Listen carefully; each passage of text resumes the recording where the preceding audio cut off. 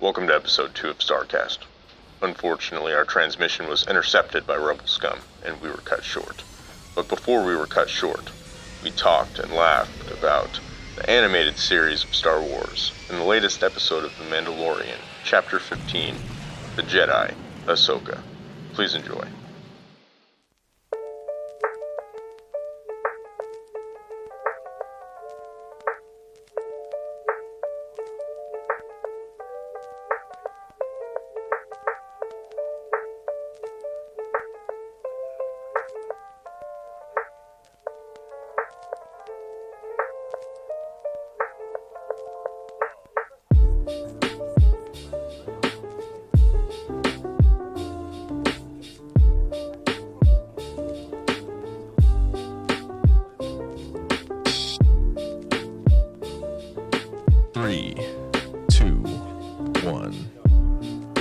Starcast, everybody. I'm Laine. AJ. Cash. And we're going to do some more Star Wars talk today. Sounds good. I think last time around we didn't get quite enough of that sweet, sweet Star Wars goodness in there. So we're going to ramp it up a little bit today. That was the last episode. Some hyperdrive troubles. We'll just call it the learning curve. Learning curve 101. Yeah. So I guess this time around, it'd be a fun way to kick it off with our earliest memories of Star Wars. You told me an interesting fact the other day. You might whip this one out. If you don't, I'll bring it out for everybody. But why don't we start with Ashton, though, since he is the elder? Hold on, no. I think He just said something to the effect of, you just told me you were working at the movie theater when the Clone Wars came out. Okay. So I think we should start with you, Ashton. Being our elder. Well, I wouldn't say that's my earliest memory of Star Wars, but Still. It's an interesting topic. My earliest memory of Star Wars is literally, and I'm not exaggerating, I was born in Fort Worth, Texas, and growing up, literally, we lived in a trailer park. And my sister, I have an identical twin brother, and she laid us down for a nap one day, and she was cooking lunch or something like that, and decided she was going to light our entire trailer on fire. Yeah. And so as she's rushing, yeah, exactly like that, actually. As she's rushing us out of this inflamed trailer to the next door neighbor's trailer, I remember going into the a bedroom, and it was that they had children with similar age, and their bed had Star Wars sheets on it. Oh. And I had seen the movies, but it's like one of those literally memories that is burned into your memory. Because I'm looking out a window, staring at Star Wars sheets and thinking how cool those are, while simultaneously watching everything we own burn to the ground. But that was many years ago. And then in high school, one of my first jobs was working at a movie theater, and that was when they released the prequel series to Star Wars, and it was insanity. I remember we all had to work extra long hours, and lines were around the movie theater and coordinating that, and people were trying to rush into theaters. Were people like camping out to watch it? Oh yeah, people were camping in. So I was 16 years old, and I think there was legalities as far as how late we could actually work. Yeah. But they ignored everything. It was probably less strict back. I mean, you're not that old, but Oh my Lord! back in the 50s. No, there were child labor laws, and they violated them. But we worked long hours.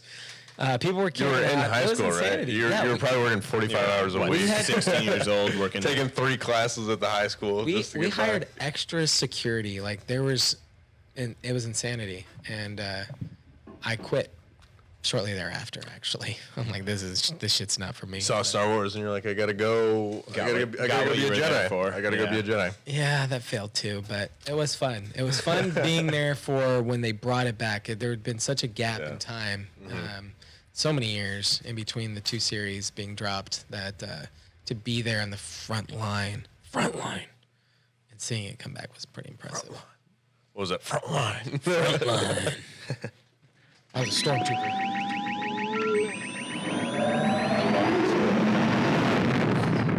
It's a cool audio clip. Yeah, I love that one. So Austin. My first actual Star Wars memory. I mean, obviously, my dad introduced it to me when I was really young because he loved it growing up too. But my first memory was seeing Phantom Menace in the theaters. Ooh. You were one of those shitbags that were hanging out in the parking lot, weren't you? Bruh, I was 4 years old when this came out. Yeah, you like shitbag. I was a shitbag. Did not recant my statement. Yeah. Literally I was a shit his shitbag. pants. No, so I remember my dad.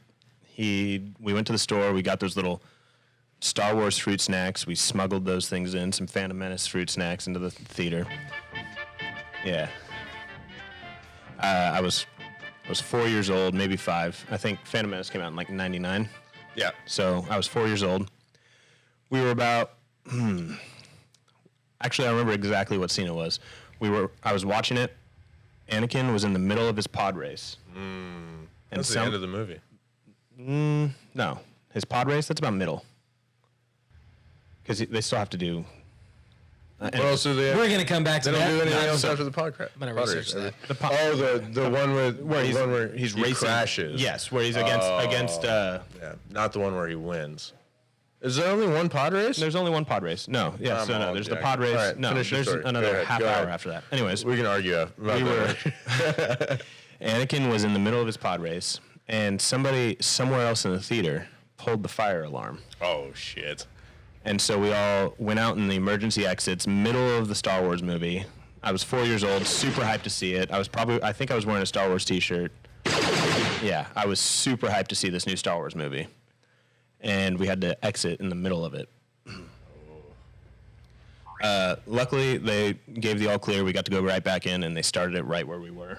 I think we dropped back like 5 minutes just in case, but that is my earliest Star Wars memory. And you're like, how old you say? Right now? I was 4 years old when that happened. He's 100 today. Years Yeah. old. Yeah, I was 4 years old. Crazy. He's 100 years old right now. All right, All right, Laine. Sir Laine, what you got? Wins win. Hang on, we got to jump to light speed to get to me.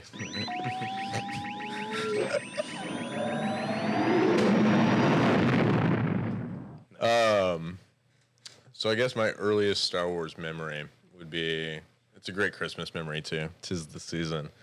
My parents always went above and beyond for Christmas every year, and they did amazing things. One year they pitched tents for us, like in the house, and I remember sleeping in the tents for days after. But that same year, this is when like Star Wars, Clone Wars, about that time, and like Revenge of the Sith were really popular, and they were introing all these new characters I really didn't know a whole lot about.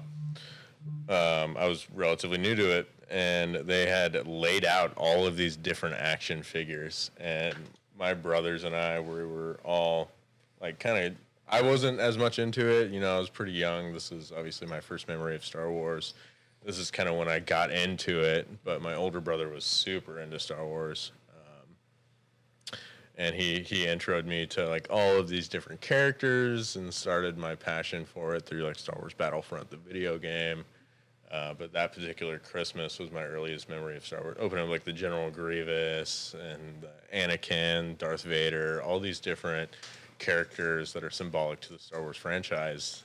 We now had these, I don't know, they're probably about yay tall action figures. The actual like, you're meant to play with them, We would set them up, and then we also got like all the different clone carriers. We had ships for days. We had so many toys. My parents, I was probably spoiled. But, So now when you talk about all these toys, was this part of your Christmas presents, or did you actually become very well interested in Star Wars, and that's when everything became more Star Wars? That's probably what started my interest in Star Wars. Right then and there, like I said, my brothers were predominantly more into Star Wars than anything else. My family, I guess, was big into Star Wars. I was more interested in Pokemon and Dragon Ball Z and stuff. But How old are your brothers? Your older brother, you said that was interested? yeah, my older brother has 5 years on me. My little brother. But that's a testament to the strength of the Star Wars Yeah. franchise. Oh, is that- it reaches through generations. yeah, because Absolutely. the first series came well beyond even your older brothers. I mean, Yeah, like that was my parent. My dad was teenager. You were older than all of my siblings, so. Well, I'm just saying, like, the fact that he was already well into it. No, yeah, he's really into Star Wars. He read a lot of the Fett lore revolving around like Jango Fett. And I am not the Star Wars expert. What? That's not why I'm here. No, I'm here to ask questions. Yeah. So you're going to hear me periodically ask questions. And I didn't even know that there were all these extra series until I met Laine. And it seems like every time I turn my head, something's on the TV that's related to Star Wars. Yeah. So it only made sense that Laine would do a podcast like this. It was funny. The other day I was playing Battlefront when he came in, and then I'd stopped playing Battlefront and put Star Wars Rebels on. He thought I was still playing Battlefront for a second. Don't even get me started. Shit's cray. So let's talk a little bit more about Star Wars. I've been watching a lot of the animated series, both the Clone Wars and recently more in the Rebels. Austin asked me to watch the last 4 episodes. I've seen large chunks of the Clone Wars, but I've never seen it all the way through, and that's what I'm working on right now. But Austin asked me to watch the last 4 episodes of the Clone Wars, and it was well worth the watch because there was some really, really cool content in there. And Austin, why don't you tell us about that? So you can watch these last 4 episodes of Clone Wars without watching any of the series. Because how many seasons are there? 7. I think there's 7. 8. Okay. 8. The 8. No, maybe there's 7. The 7th season came out. Yeah, I don't know. 7th season came out in 2020. Yep. So these last 4 episodes, they center around Ahsoka Tano, and it takes place at the same time. It's intertwined with Revenge of the Sith, the movie. We're going to talk more about Ahsoka in a minute. Yeah. We're going to get back to her. And she's important. She's very important in the Star Wars universe. So these last 4 episodes, the center of it is the siege of Mandalore. They're trying to retake Mandalore from Darth Maul, who took over the Mandalorian planet. Home, yeah. Yeah. He's taken over the mantle of Mandalore, the leader of Mandalorians. Okay. So Bo-Katan, who showed up a couple episodes ago in Mandalorian, which is that shows my shit. I'm knee deep in it, and I'm loving it, but I don't know nothing about it. You don't know the backstory. So Bo-Katan, she shows up in that. She's the redheaded Mandalorian that helps him. She reaches out to Ahsoka and pretty much asks her for help to go and take back control from Darth Maul. Okay. But Ahsoka, based on other things that happened earlier in the series, she's no longer with the Jedi Order. She's kind of just like a Force user. She's still on the light side. She was trained by the Jedi. She was trained by the Jedi. She ended up getting casted out. Or she decided not to. She left. She left, which I thought was interesting. We can talk about that in a second. Yeah, okay. So she ends up leaving the Order of her own will. Yeah. And she's just helping people out with her Force powers. But she goes to Mandalore. But before that, she meets up with Anakin Skywalker and Obi-Wan Kenobi and the 501st, which is Anakin's clone army. Mm-hmm. I saw a little bit of their battalion. Yeah, the 501st battalion. You saw them in Rebels, and you saw Rex, who was the leader of the 501st. Yep. So Captain Rex. You saw Old Man Rex. Yeah, you saw Old Man. You saw aged Rex. But Ahsoka met with Anakin and Obi. Yeah, and she's asking for Anakin for help with Mandalore, and Obi-Wan's a little conflicted. Well, the council said no. Yeah, the council said no, and Obi-Wan's like, this is what the council said. Obviously, Anakin's like, he's Anakin. He's not going to just listen to the council, but he ends up. They split the 501st. Instead of taking all of Obi-Wan's advice or all of Ahsoka's advice, he splits his 501st, his battalion of clones, and sends them with Ahsoka to Mandalore. And this is literally the reason they split them up is because they got an important mission to go save Chancellor Palpatine, who's been captured by... So the beginning of the Revenge of the Sith is the mission that Anakin and Obi-Wan are going on with the 501st. It literally... So it all ties it together. Yeah. So simultaneously, the intro to the Revenge of the Sith and Ahsoka on Mandalore is going on. At the same time. But, so she ends up confronting Maul, which is one of the coolest lightsaber battles I think I've ever seen. Maul he's just a master of the craft. I know it's animated, but did you know? So they brought back the guy that played Maul to do all the choreograph, and that's Really? actually two people fighting. Really? That they turned into There's animation. no way No. they did the choreography. They for did the that. choreography. No. That's why all the foot movement and all that. So good. It's super good. realistic. I mean, You can see all of this on Disney Plus. Yeah. Just watch the last 4 episodes. Siege Fast of Mandalore. forward if you must to the Ahsoka and Darth Maul lightsaber fight, because it's probably one of the best fights in all of Star Wars content. Minus Anakin and Obi-Wan is the best one. It's legendary. Yeah, They and fight then all this across might be my Mustafar. second favorite lightsaber duel. Yeah. But anyways, my favorite part of that isn't even that fight. It's the next episode Mm-hmm. after she's taken Mandalore back. She's back on the battalion ship, Mm-hmm. and through the Force, she can sense what's going on with Anakin. Oh, And yeah, she yeah. literally can hear the conflict between Mace Windu and Palpatine and Anakin, and that she can hear the conversation. Yeah. Is Through that the Force. typical? If you're strong Force enough, users, and if you have a strong connection with somebody, Yeah. so she has such a strong connection with Anakin because she was his Padawan. Okay. Anakin her trained master. Ahsoka. Okay. Did he train anybody else? No, Nope. That was and his only Yoda. Padawan. So Yoda actually, Anakin wasn't technically ready to have a Padawan, but Yoda could see Anakin kind of Drifting to the dark side. So he thought if he could give him like some responsibility, he'd keep him within the order. And so I read that Yoda purposefully gave Anakin a Padawan, hoping to Ahsoka's a hell of a Padawan to just. Is that like getting a kid a puppy or This is something? Kinda. This is a great segue into Ahsoka. I want to talk specifically about Ahsoka, but then I want to talk about Shakti and Ahsoka. If You're they're- gonna have to break that down. Yeah. for Yeah, me. we will. will. But let's talk a little bit about Ahsoka right now. So she was recently rolled out in not today's episode of last The Mandalorian, but the last episode of The Mandalorian. And she did a phenomenal job Yeah. taking out that gang of knuckleheads living on the planet. And that's kind of what she does in Jedi Order retirement, is wanders around during the time of The Mandalorian. Did you guys do any research into who she was Yeah, I don't and know. what that whole Hold on. backstory is? with Ahsoka. No, the mistress, the magistrate? Because there's Yeah, the something magistrate. there's something going on there. So I did very minimal research, but apparently the planet that she came from pretty much got laid to waste. It got laid to waste during the Clone Wars. Okay. And so she had kind of a grudge towards the Republic. So she helped the Empire build just weapons to redistribute and But there was something. So when Ahsoka, when Ahsoka is talking to her, she brings up this.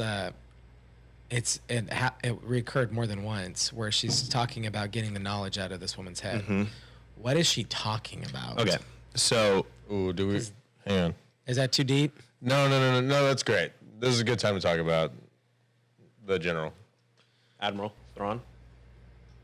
So Thrawn. Oh, okay, Thrawn. Yeah. Yeah, no, I was thinking. So Ahsoka's trying to get information on Admiral Thrawn, who's a character in Rebels. Okay. Him and a Jedi in Rebels, Ezra Bridger. At the very end, they had a conflict, and they ended up going into deep hyperspace, like into. So this is a spoiler for me, so Yeah. I'm cringing I'm right sorry. now. But I'm yeah, sorry. no, go on. Sorry. They end up going into deep hyperspace where it's never been like charted, and Ezra's been missing ever since, and so is Thrawn. But it sounds like Thrawn might have reappeared. So Ahsoka is looking for information on Thrawn so she can find Ezra. And Ezra is Sorry, who I didn't know. again? I forgot that you hadn't watched it all the way. Who's That's Ezra? fine. That's fine. Ezra, so he's a Jedi that got introduced in Rebels. Oh, he's gotcha. He's the kid with the gun lightsaber. yeah. Oh. Yeah, Yeah, that's that's Ezra Ezra. Bridger. So that Ezra some bitch Bridger. is gonna stick around. It sounds like he Because I goes asked you missing. earlier, I'm like, who is this guy? And And I said I've never Sorry. heard. I've Yeah, never that's heard of my him bad. outside of Rebels. Yeah. So it sounds like he goes missing Sorry. in uncharted hyperspace. We'll try not to. No, I do won't touch apologize. on any other Rebels spoilers It's we're because gonna all come right, back to dude. that. well, everybody. there's some other big. You'll still be surprised with some shit. that I'm goes sure I will. It's such a great show. It's It's a fine. great- it's- yeah. Spoilers won't really spoil it for Dave me. Filoni does a great job. Yeah. He did Clone Wars. He did Rebels. He did the Mandalorian episode with Ahsoka. Him and Jon Favreau are the guys that they need to lean on for the future of Star Wars. I would like to see more of it. I don't want to get too much into the political side of Star Wars and far of No. writers and all that stuff. I just think that they've made the best content. So Ahsoka is a badass. She was Anakin's Padawan when he was still in the Jedi Order. The last time she saw him is when they split the 501st Battalion. Yep, He gave her a rescue the couple Chancellor. new lightsabers because she didn't have any because she left the Order. Yep. Which are not the same lightsabers Not the that same you ones. see. She uses in green The throughout. Yeah.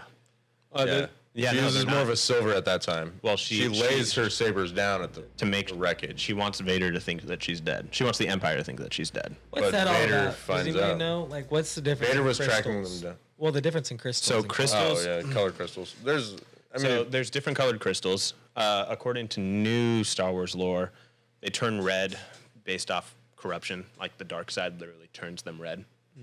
Hers are silver or white because she purified. She fought an Inquisitor, which is like a dark side assassin.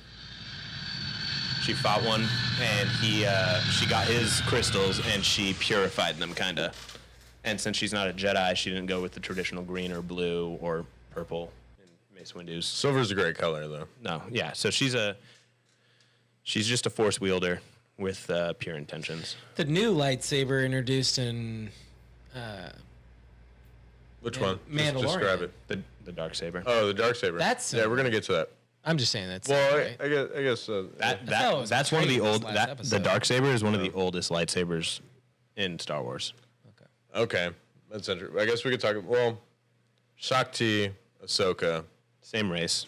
they're both Jedis. Well, I guess Shakti is a Jedi. Ahsoka no longer a Jedi. She was though. Yeah, they're both Force wielders. Any relation? So they're the same race.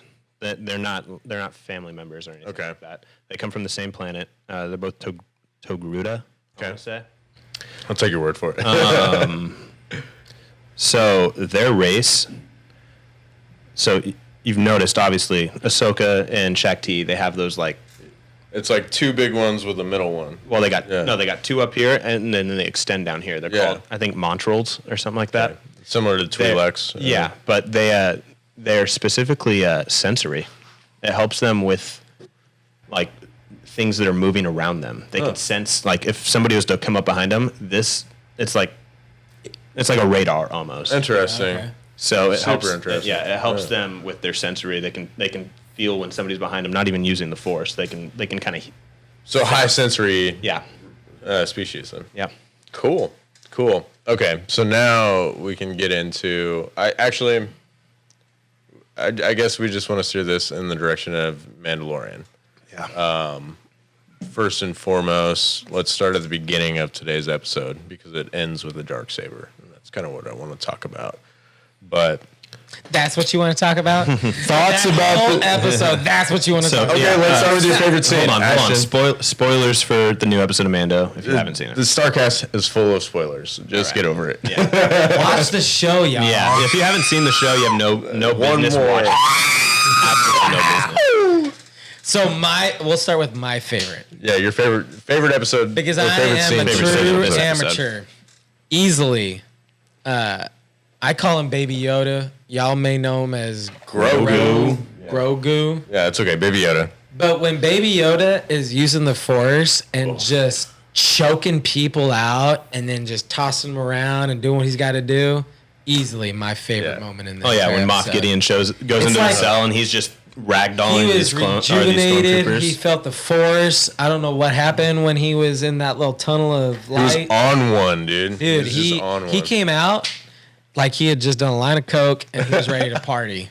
And he beat and then he fell asleep just as quick. and he Yeah, he true, gets sleepy. yeah. He's an old baby. So he's He's he's young. 50 years old, Yeah, but he's he's still young. an infant for his species. So yeah, he's an old baby. so I mean, if you let a toddler run around for 20 minutes, it's gonna get tired. Even Yoda uses the cane, and you can tell the Force wears on his Well, it's physical because form. I think they have so much force ability that Yeah. like their physical form their can't keep physical up. form can't keep it. Yeah. So that's my favorite Exactly. part. Yeah. Wait for it. Wait for it.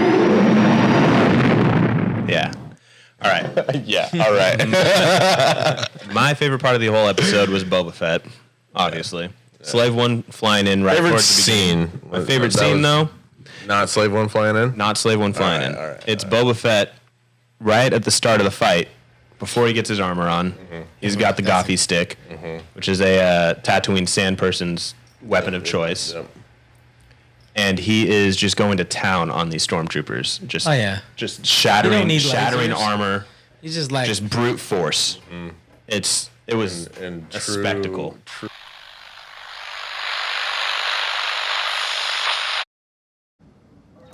Thanks for watching episode 2 of Starcast. I hope you enjoyed it. Please like, subscribe, and leave a comment for future episode recommendations. Long live the Empire.